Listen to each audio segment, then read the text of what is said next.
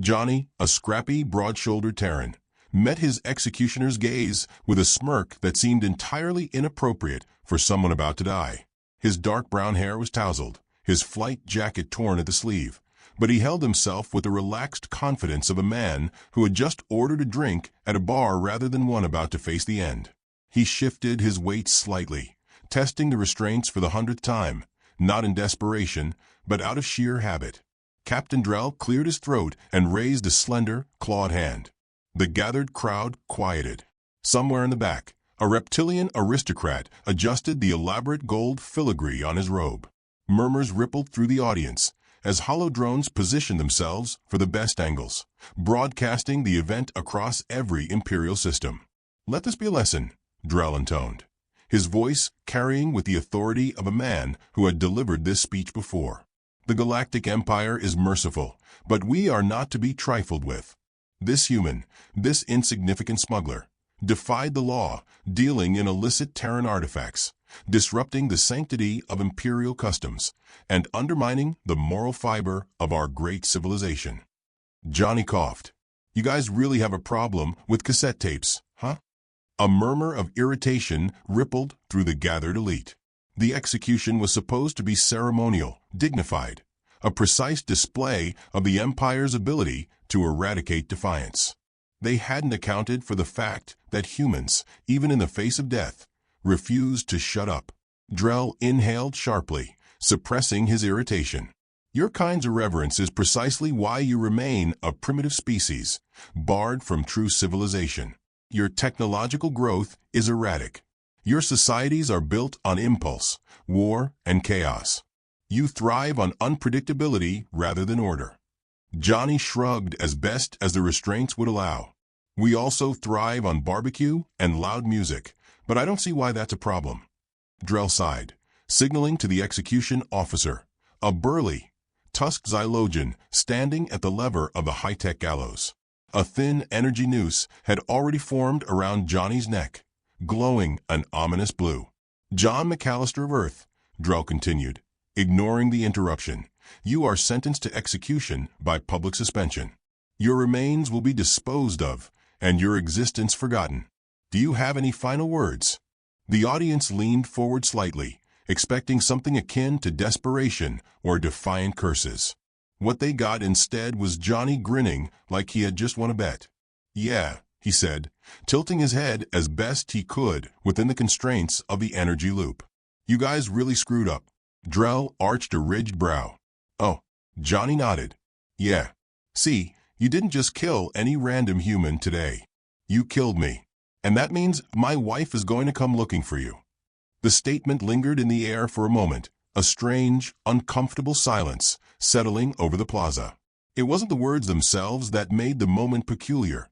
It was the way Johnny said them, as if he weren't warning them out of self-preservation, but rather out of genuine pity. Drell rolled his eyes. "Ah yes, the human attachment to mates. Touching, truly. But what exactly do you expect one woman to do against the might of the Empire?" Johnny's grin widened. "See, that's the thing. She's not just any woman. You idiots just pissed off General Jane McAllister." There was a slight pause, like the universe itself had hesitated to process what had just been said. Somewhere in the crowd, a low, guttural muttering began. A few of the aristocrats shifted uncomfortably.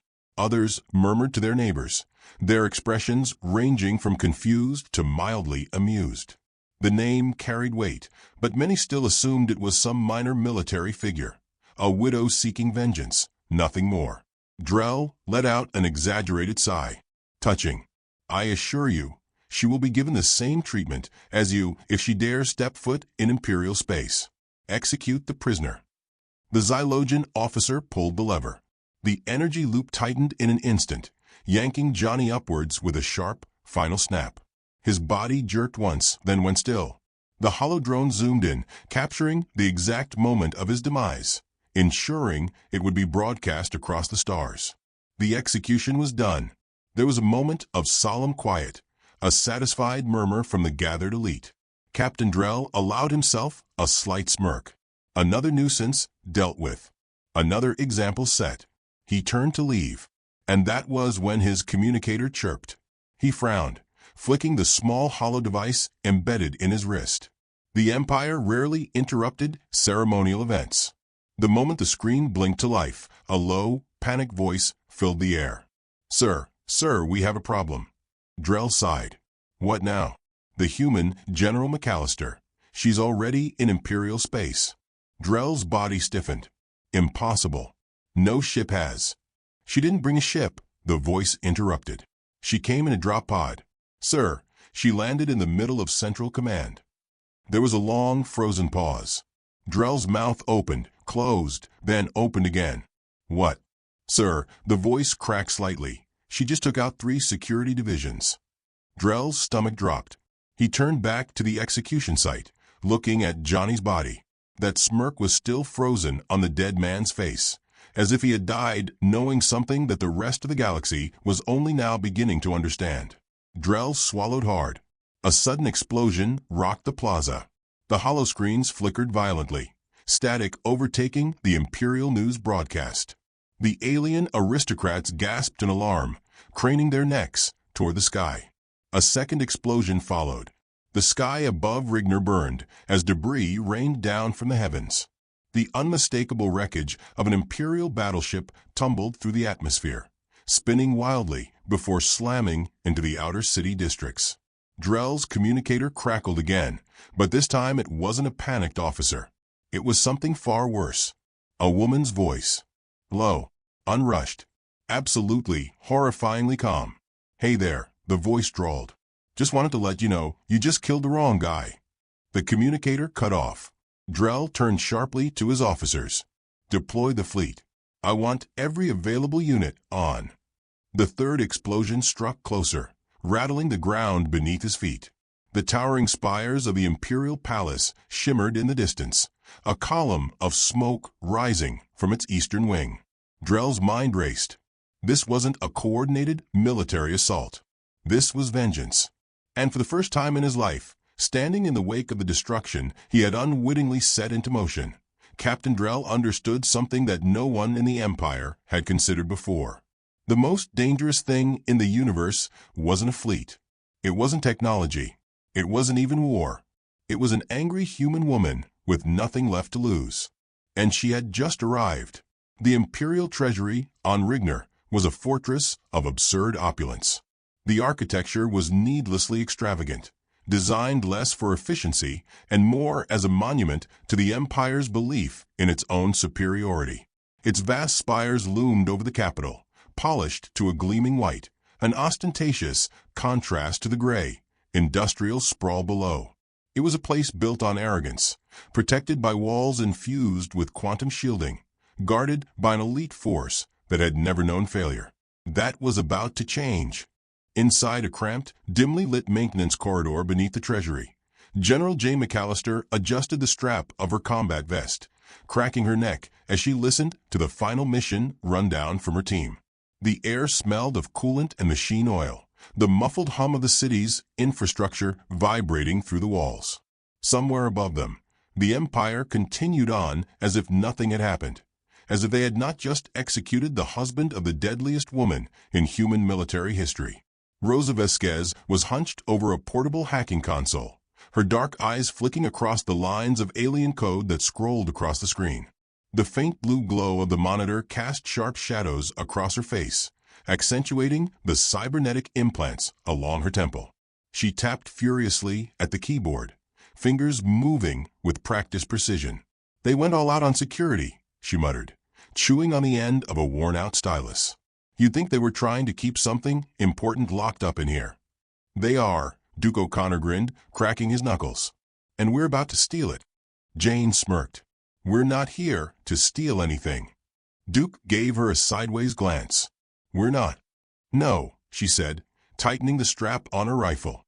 "We're here to humiliate them." A slow, predatory grin spread across Duke's face. "Oh, even better." Jenkins, the youngest and most untested of the squad, shifted uneasily. He had the look of someone who had grown up hearing stories about Jane rather than ever expecting to fight beside her.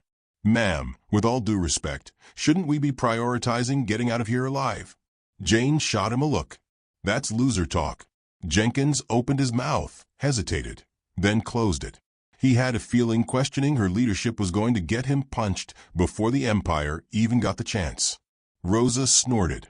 "All right, I'm in. I've got control of the perimeter defenses and internal security. Cameras are on a loop. We've got a 30-minute window before their system realizes it's been talking to itself." Jane nodded. "That's all the time we need." The Treasury's main vault was located on the top floor, beneath a shielded dome designed to withstand orbital bombardment. That was irrelevant to Jane's team because they weren't planning on attacking from the outside. The Empire, in all its wisdom, had designed its security systems under the assumption that no one would be stupid enough to try a direct infiltration. They had never accounted for human audacity. The team moved through the underground corridors in practiced silence, boots making no more noise than whispers against the metal flooring. The halls were cold, sterile. The air filtered through a constant stream of artificial purification systems. It smelled too clean, too artificial.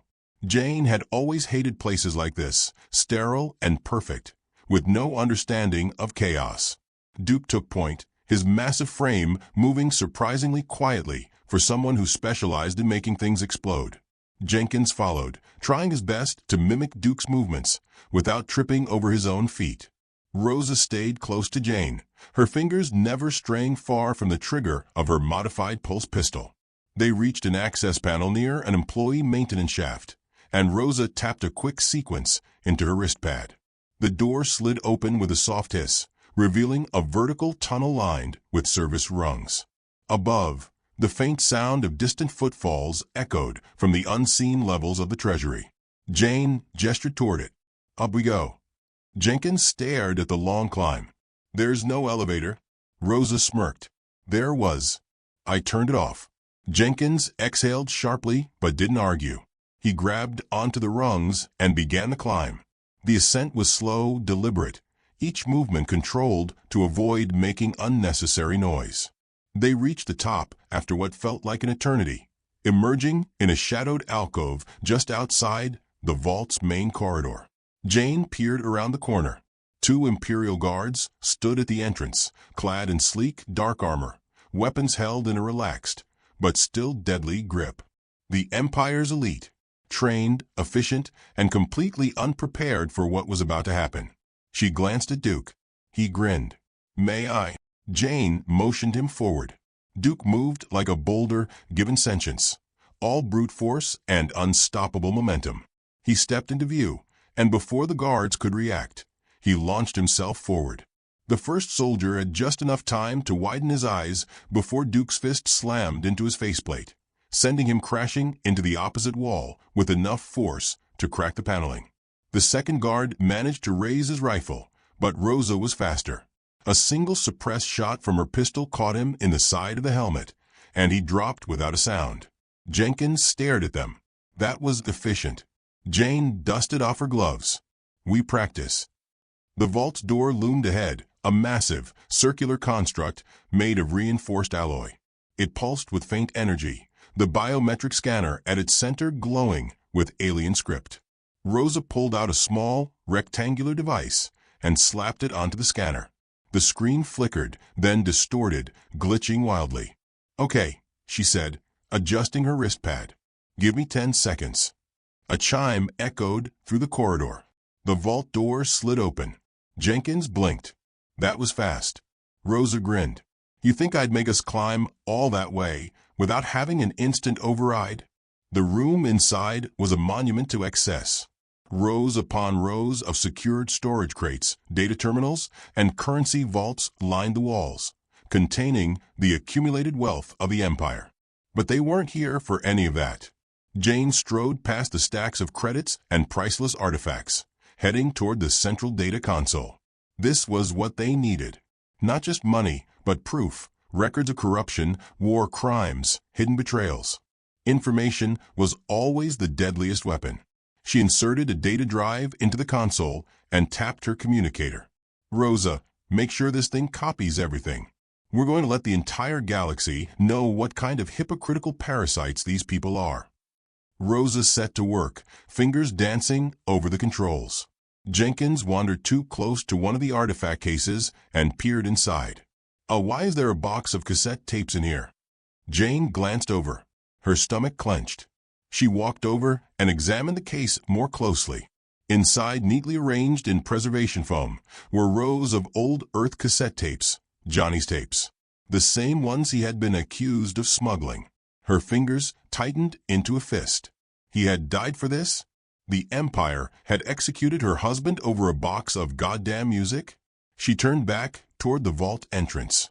Change of plans. Duke straightened. "Oh, we're not just taking information," she said, her voice dangerously low. "We're making sure they feel this." She tapped her communicator. "Doc, you in position?" A lazy voice crackled back. "Oh, yeah. Got my boys stationed at all the power hubs. You give the word, and this city goes dark." Jane inhaled slowly. This wasn't just about revenge anymore. This was about making a statement. She exhaled. "Do it." Somewhere outside, the first explosion rocked the city. The lights flickered. Chaos had begun. The Imperial Senate chamber was in chaos. The once pristine hall, a sanctum of bureaucratic arrogance and cold efficiency, now pulsed with the frenzied panic of high-ranking officials scrambling for answers.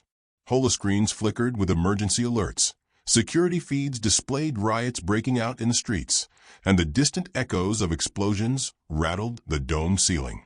Imperial senators, draped in their elaborate robes of office, shouted over one another in a desperate attempt to restore order. At the center of it all stood Emperor Zilker, his normally impassive blue-skinned face contorted with frustration. His deep-set eyes flicked to the trembling communications officer in front of him, who was sweating under the oppressive gaze of the most powerful being in the Empire. "Report," Zilker said, his voice sharp and clipped. The officer gulped. "Yes, sire. The security grid over Rigner has been compromised. The human General McAllister has taken control of multiple defense systems. Our fleet is mobilizing. But what?"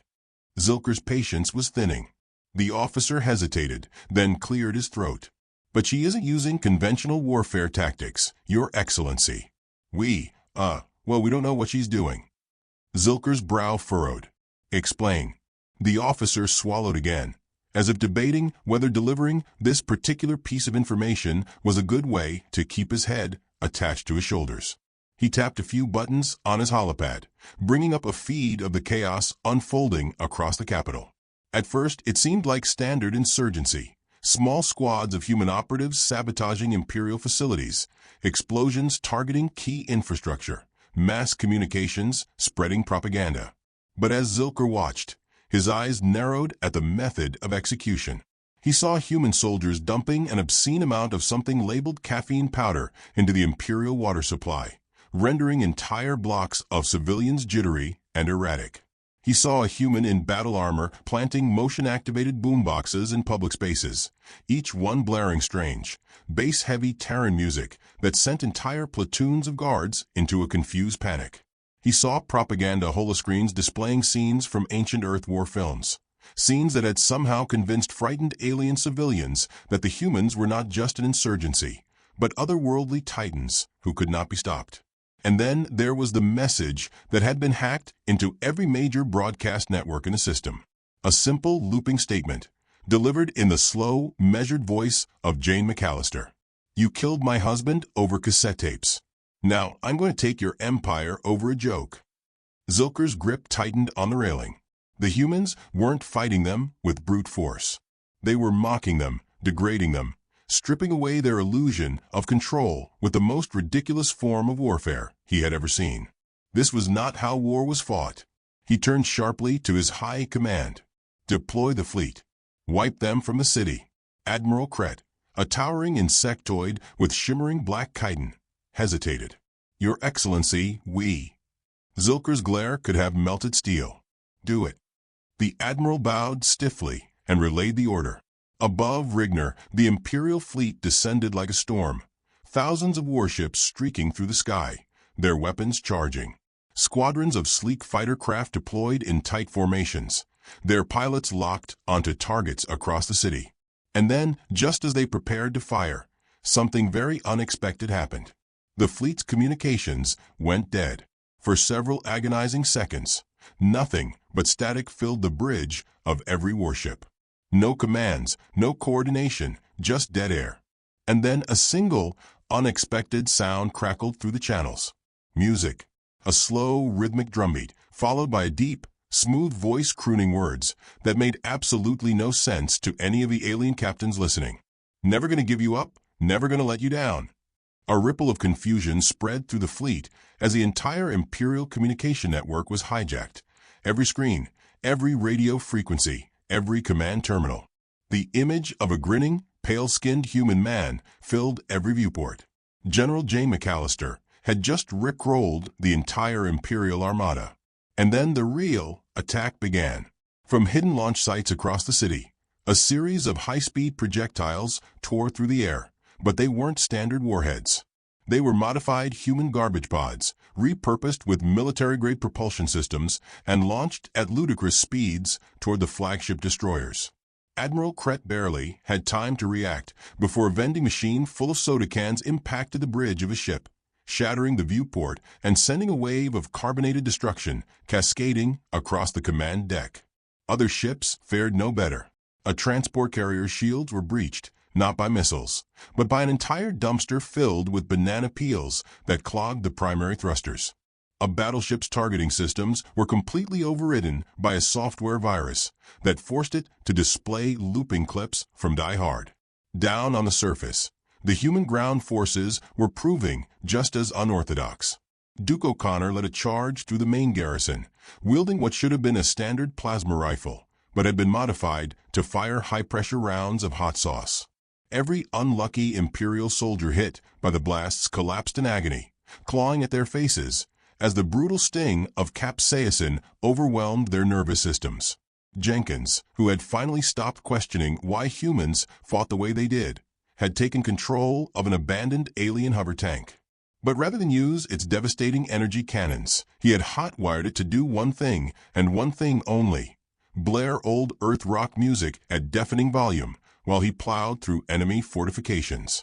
Jane herself stormed into the Imperial High Command bunker, a pulse pistol in one hand and a datapad in the other. She didn't fire a single shot. She didn't need to. She simply threw the datapad onto the central table. The assembled Imperial officers paled as they read the files displayed. Detailed records of every corrupt deal, every backdoor betrayal, every war crime the Empire had ever tried to bury. Jane leaned over the table, her voice level. "You lost the moment you decided to make this personal." One of the officers, his face ghostly pale, trembled. You can't win against the might of the Empire." She smirked. "Buddy, I'm not just winning. I'm making sure you never live this down." Before the officers could respond, a distant boom rocked the building, followed by another. The sound of explosions, layered with laughter from human soldiers, echoed through the halls. The Empire wasn't just losing. They were embarrassed, humiliated. For centuries, they had projected an image of unstoppable power, of unwavering control. And now they were the victims of a prank war masquerading as a military campaign. Jane straightened, tilting her head as another explosion shook the city. Then she tapped her communicator. "Rosa, what's our exit looking like?" Rosa's voice crackled through the link. "Oh, you're gonna love this. We hijacked the Emperor's personal yacht. You want me to send it over?" Jane grinned. "Oh, absolutely." Outside, as the Imperial capital burned and the once pristine fleet spiraled into chaos, a sleek, extravagant Imperial yacht swooped low over the Senate building. Its hull had been hastily repainted in bright, ridiculous neon colors, and scrawled across its side in bold human script was a single, taunting phrase: "Shouldn't have killed Johnny." Jane stepped onto the boarding ramp as the ship hovered over the city. The remaining human forces gathered behind her, cheering as they made their escape. The war was over, and the Empire would never recover from it. The Emperor stood alone in the ruins of his throne room. The once magnificent hall, adorned with banners of conquest and symbols of imperial dominance, now lay in smoldering disarray. The walls bore deep scars where explosions had torn through the reinforced alloy, and the grandiose columns that had once stretched toward the ceiling now lay shattered across the floor. Fires crackled where the power conduits had been ripped apart. The air was thick with acrid smoke and the scent of scorched pride. Zilker clutched the edges of his ornate throne, his grip trembling. His imperial robes, once pristine, now hung in tatters, smeared with ash and sweat. The palace's automated security systems were offline. His guards had either fled or been neutralized. And through the broken archway, stepping over the bodies of fallen sentinels, came her. General J. McAllister walked with measured precision, boots clicking against the cracked marble floor, the sound ringing out like a war drum. She was covered in battle grime, a cut running down her cheek, a smirk barely restrained at the corner of her mouth. Her sidearm hung loose in her grip, but she didn't need to aim it. The battle was already won. Behind her, Duke, Rosa, Jenkins, and the rest of her team followed, a trail of destruction left in their wake. The Emperor's once unshakable empire had crumbled under a storm of unconventional warfare, absurd yet effective human tactics, and the sheer, unrelenting force of their audacity. Zilker straightened his back, trying to compose himself. "You." His voice cracked before he forced steel into it. "You think this changes anything?" Jane stopped a few feet away, tilting her head. "Oh, sweetheart." Her voice was laced with mock sympathy. "I don't think I know." Zilker scowled, clenching his jaw. The Empire spans thousands of systems. One city, one planet, it's nothing. The bureaucracy, the military, they will rebuild. Jane exhaled slowly, shaking her head. "See, that's your problem. You think this was about military conquest. You think I came here to take something from you." She reached into her pocket and pulled out a small, scratched cassette tape, the same kind her husband had smuggled, the kind that had gotten him executed.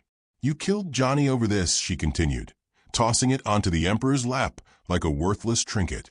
"A piece of plastic, a memory, a piece of history you didn't understand. And now," she spread her arms wide, motioning toward the devastation beyond the throne room. "Now, I've taken everything from you. And the best part? I didn't even need to conquer your empire." Zilker's breath hitched as realization began to sink in. She hadn't waged a traditional war. She hadn't played by the rules. She had exposed the empire, reduced it to a cosmic laughingstock. By the time the bureaucrats had finished explaining how a handful of humans had dismantled their most fortified world, confidence in the empire would be gone. Their reputation, their fear, was shattered. And an empire that was no longer feared was no longer an empire.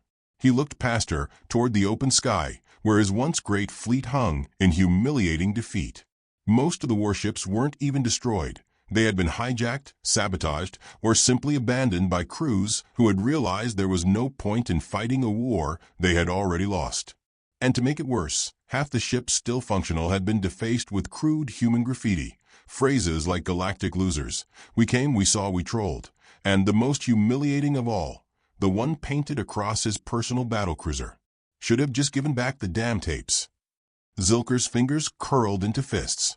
You think history will remember you as a victor?" Jane leaned in slightly, her eyes locking onto his. "Oh, Zylky, history's not going to remember you at all." For the first time in his long, arrogant life, the Emperor felt fear. A low rumbling filled the air. The palace trembled slightly as explosions erupted in the distance. Duke checked his wrist monitor and grinned. "Right on schedule." Zilker's gaze darted between them. "What did you do?" Jane rolled her shoulders, adjusting her rifle strap. "Oh, nothing much. Just uploaded every single one of your dirty little secrets to the Galactic network. War crimes, embezzlement, all the ways you stabbed your own allies in the back over the years. I imagine your loyal supporters aren't going to be thrilled." The Emperor's lips parted in stunned horror. "And while I was at it," Rosa chimed in, casually leaning against a pillar, "I figured, why not mess with the financial system? The entire Imperial Treasury just got rerouted into the bank accounts of every single person you've ever declared a war criminal. Congrats. You're broke." Duke chuckled. "And since we're tying up loose ends, Jenkins, why don't you tell him what happens in about, 5 minutes?" Jenkins, still slightly baffled that he was part of this, checked his tablet. Yeah, so we kind of reprogrammed your automated planetary defenses to see any Imperial signature as hostile. Basically, your own AI is about to start shooting anything with an Empire ID tag. Zilker shot to his feet, fist shaking. You fools. You cannot possibly expect to survive the backlash from this. The Empire. There is no Empire, Jane cut in, voice sharp. Just a bunch of overstuffed aristocrats who are about to realize that their throne was made of papier-mâché. And you? You're just the last one left to get the joke. For the first time since she had walked into the room, the Emperor had nothing to say. The silence was broken by the unmistakable roar of approaching engines. From the shattered windows above, an enormous neon-colored stolen Imperial yacht descended, its repulsor lifts kicking up debris. The boarding ramp lowered with a mechanical hiss. Jane turned on her heel, offering Zilker one last look. Well, this has been fun, but I think we're done here. She strolled toward the ramp, her team following, weapons slung over their shoulders, looking more like a triumphant rock band exiting a stage than a squad of hardened soldiers who had just obliterated an empire. Zilker's voice cracked as he called after them. You can't just walk away. Jane didn't turn around. She only smirked. Watch me. The ramp sealed behind them. The ship's engines roared to life, lifting them off the ruined palace grounds and soaring toward the stars. As they ascended, Jane walked to the cockpit and took a seat beside Johnny McAllister, who leaned back in the co-pilot's chair, hands behind his head, looking as relaxed as a man who had just been rescued from wrongful execution could possibly be. So, Johnny said, glancing over at her with a smirk. You really tore the place up, huh? Jane exhaled, stretching her arms behind her head. Told you they'd regret it. Johnny chuckled. You really did. Outside, the once glorious capital of the Galactic Empire burned. The fleet was in ruins. The Emperor was a broken man. The bureaucrats were scrambling like rats on a sinking ship. The entire galactic audience had just witnessed the most devastating, pettiest military victory in history. Jane cracked her knuckles and leaned forward as the ship accelerated toward open space. All right, she said, grinning. Where's the next dumbass that needs a lesson?